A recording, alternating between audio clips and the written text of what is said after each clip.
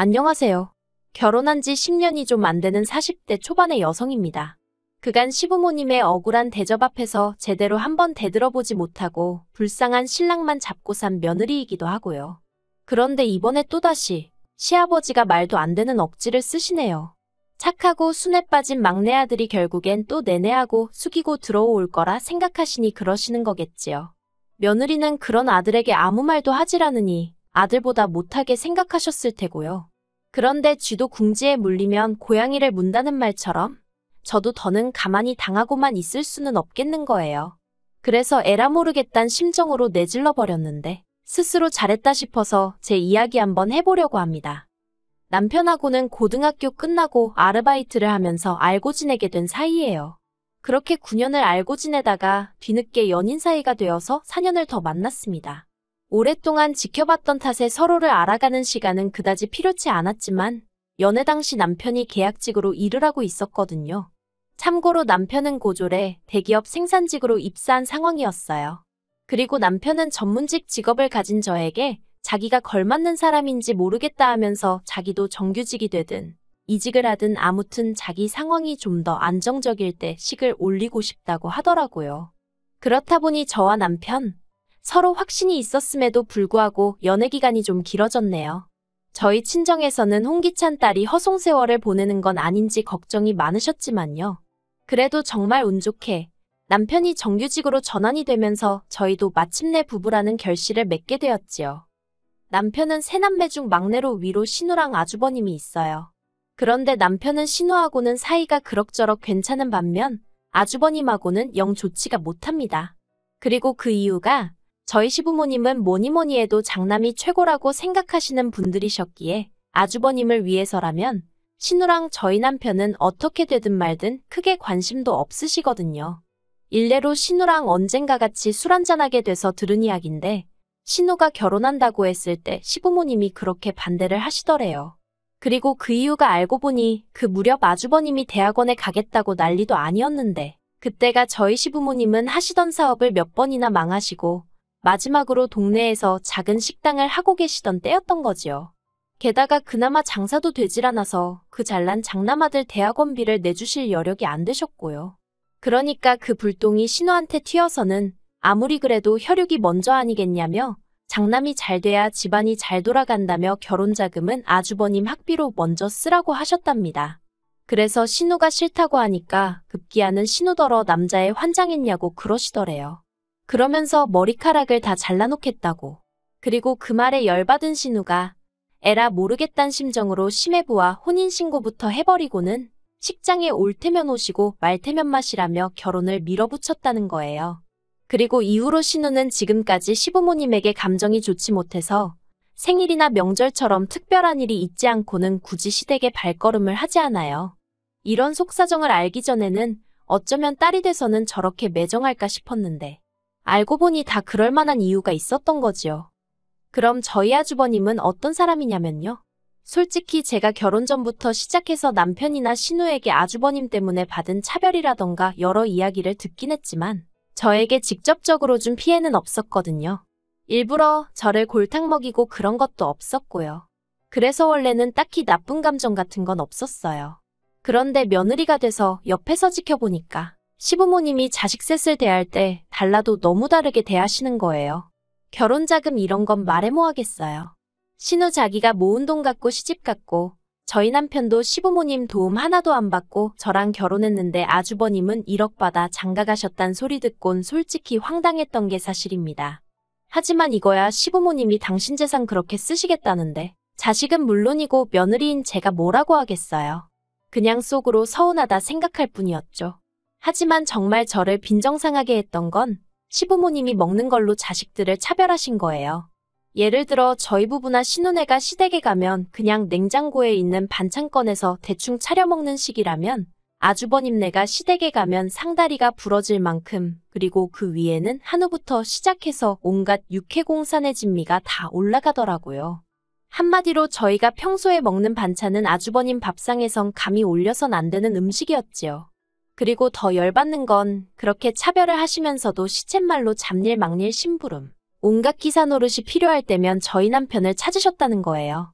순에 빠진 남편은 시부모님이 뭐라도 말씀을 하시면 뒤에서는 궁시렁거릴지언정 앞에선 싫다 소리 한번 제대로 못하고 시키는 대로 했고요.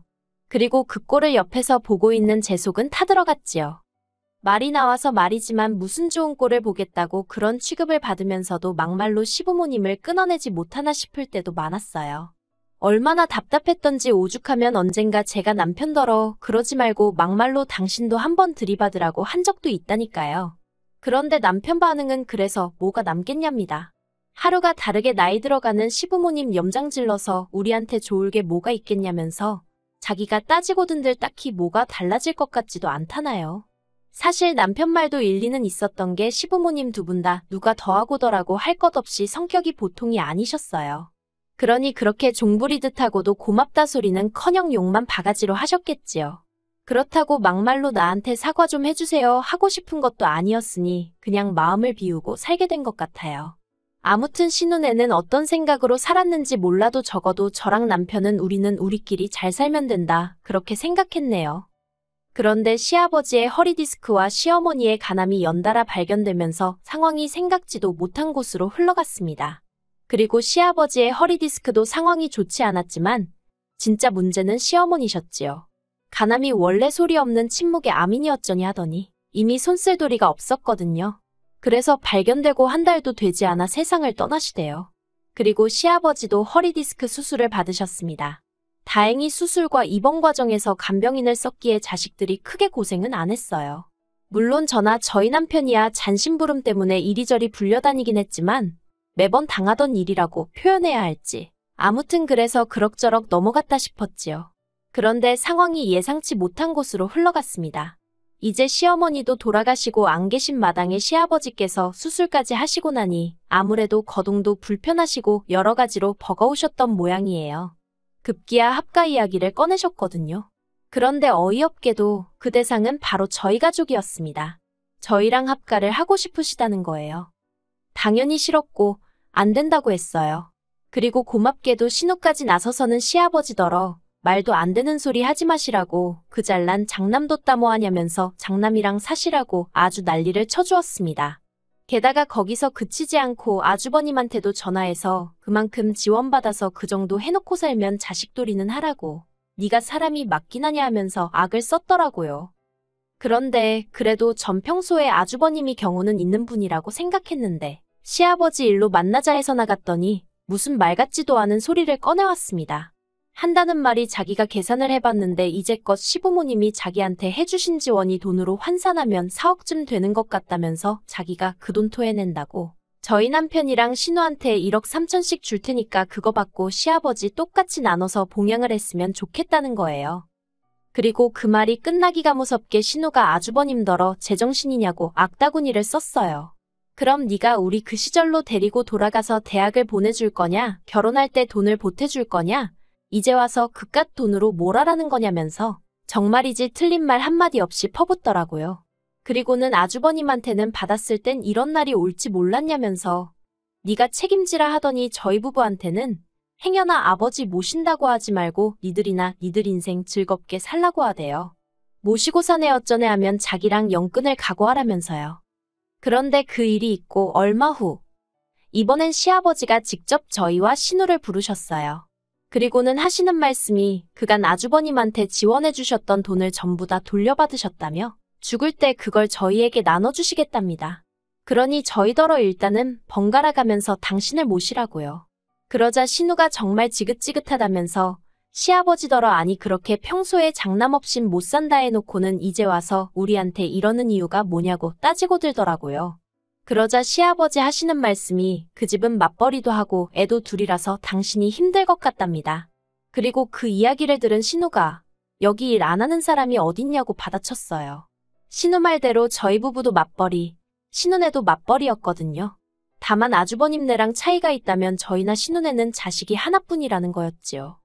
그러자 시아버지가 신우더러 너 잘났다며 화를 내시더니 뜬금없이 그 불똥이 저한테 튀었습니다.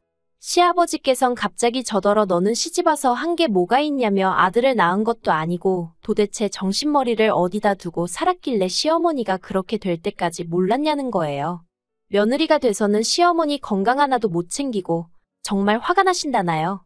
그리고 그 소리를 들으니 마치 망치로 뒤통수를 한 대 맞은 것처럼 정신이 들었습니다. 며느리가 저만 있는 것도 아니고 엄밀히 말하면 맏며느리인 형님한테 먼저 책임을 물으셔야 하는 거 아닌가 싶고, 그래서 왜 저한테만 이러시냐니까 그냥 저 하는 꼬라지를 보면 답답하고 속이 터진답니다. 밑도 끝도 없이 또 욕을 먹고 있으니 정말 부하가 치밀고, 솔직히 원래도 시아버지한테 제가 정이 있고 그런 것은 아니었지만 어른이나마나 정말 꼴도 보기 싫어지대요. 그래서 제가 시아버지더러 그런 소리까지 하실 만큼 제가 싫으시면서 왜 저희랑 살지 못해 안달이시냐고 제가 싫다고 했습니다. 남편이 알겠다고 해도 제가 같이 안 살 거라고, 아버님이랑 살 바엔 이 사람하고 이혼하겠다고요. 그러자 시아버지가 깜짝 놀라셨는지 무슨 말을 그렇게 하냐입니다. 시아버지가 며느리한테 그런 말도 못하냐면서 저더러 별것도 아닌 걸로 일을 키운다나요. 하지만 시아버지를 제가 1, 2년 뵌 것도 아니고 당황하신 기색이 역력했어요. 그리고 그건 오랜 세월 동안 시아버지가 싫은 소리 서운한 소리 하시면 말대꾸는커녕 닭똥 같은 눈물을 흘리던 저였으니까 한마디로 제가 약 먹었나 싶으셨던 모양입니다. 솔직히 왜 그렇게 당하고 살았냐고 누가 묻는다면 앞에서도 이야기했지만 일단 남편이 입 딱 다물고 정말 자기가 무슨 죄라도 지은 것 마냥 시부모님의 온갖 불평불만을 들어드리며 욕바지를 하고 있으니 제가 나설 의지도 타이밍도 찾기가 어려웠어요.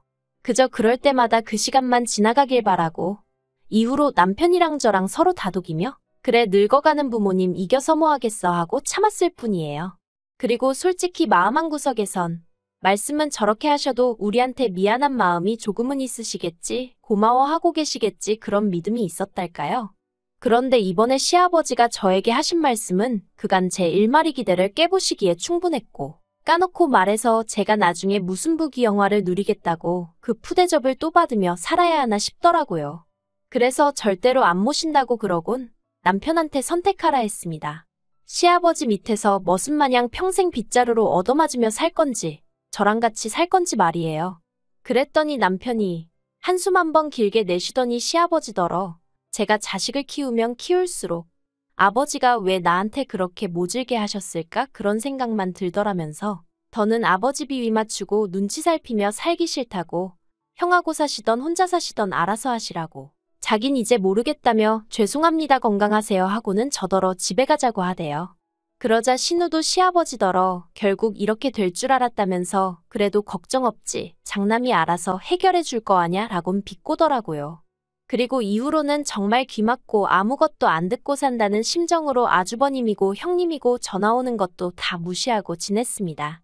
솔직히 저희 시아버지가 거동이 조금 불편해지신 건 맞지만 그렇다고 무슨 장애가 생기신 것도 아니고 혼자 얼마든지 생활하려면 하실 수 있는 상황이었거든요. 그래서 걱정을 크게 하진 않았어요.